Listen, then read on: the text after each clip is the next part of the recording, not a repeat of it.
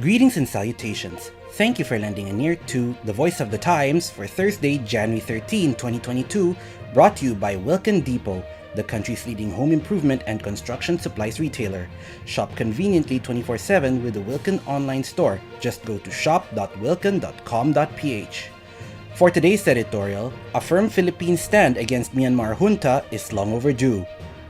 For the second time in as many months, a kangaroo court organized by the military rulers of Myanmar has sentenced democracy leader Aung San Suu Kyi on trumped-up charges, and once again, our government has taken the disappointing position of tacitly approving of the junta and its illegitimate repressive actions by remaining silent.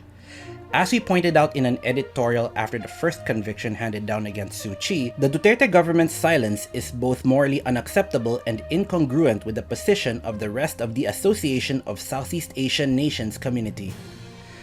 The military court on Monday sentenced Suu Kyi to 4 years imprisonment on charges of illegally importing and possessing walkie-talkie radios and violating COVID-19 protocols. The fresh sentence followed an earlier conviction of Suu Kyi in December for incitement and breaking COVID-19 rules during campaigning leading up to the November 2020 elections.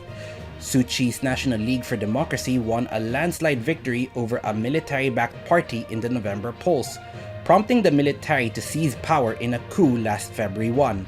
The military, led by General Min Aung Hlaing, accused the NLD leadership of election fraud and promptly arrested Suu Kyi, Myanmar President Win Myint, and a dozen other officials. Widespread dissent followed the coup, to which the military responded with lethal force, detaining an untold number of people and killing at least 1,400 civilians. Resistance to the junta has grown steadily and became more organized.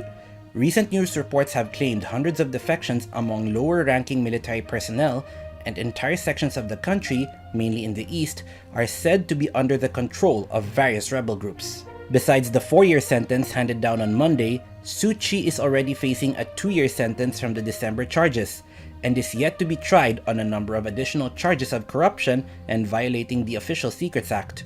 Junta leader Aung Hlaing reduced the original 4-year sentence in December, but that failed to mollify Myanmar's angry public. The rest of the ASEAN countries have already expressed a clear position on the state of affairs in Myanmar, banning Aung Hlaing from attending the 39th ASEAN Summit last October, inviting instead Myanmar senior diplomat Chan Ai, a holdover from the pre-coup government, to attend as a non-political representative. The junta, offended by the clear rebuke, boycotted the summit entirely. We again raised the point we made following Suu Kyi's December conviction, and Palace spokesman Carlo Alexi Nograles' limp-wristed comment that it was an internal affair of Myanmar. At the ASEAN summit, President Rodrigo Duterte issued a firm statement urging a regional cooperation and urging the concerned parties in Myanmar to engage constructively with ASEAN, as ASEAN, by its refusal to recognize Aung Hlaing, has determined that the junta is not the legitimate leadership of Myanmar. A statement by our government condemning the clearly fallacious charges and conviction of Myanmar's popular leader would not be contradictory. If our government does not wish to take a moral or philosophical stand of what is happening in Myanmar, it might consider it from a more pragmatic point of view.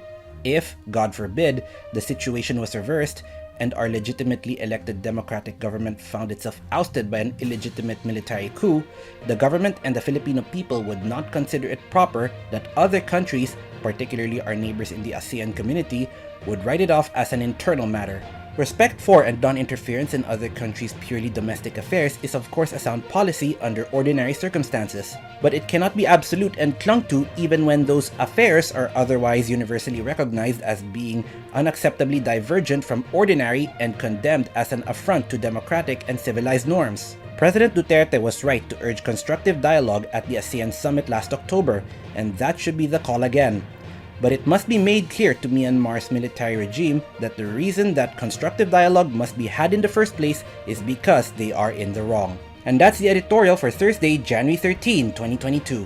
For more news and information, get a copy of the Manila Times on print, subscribe to its digital edition, or log on to www.manilatimes.net.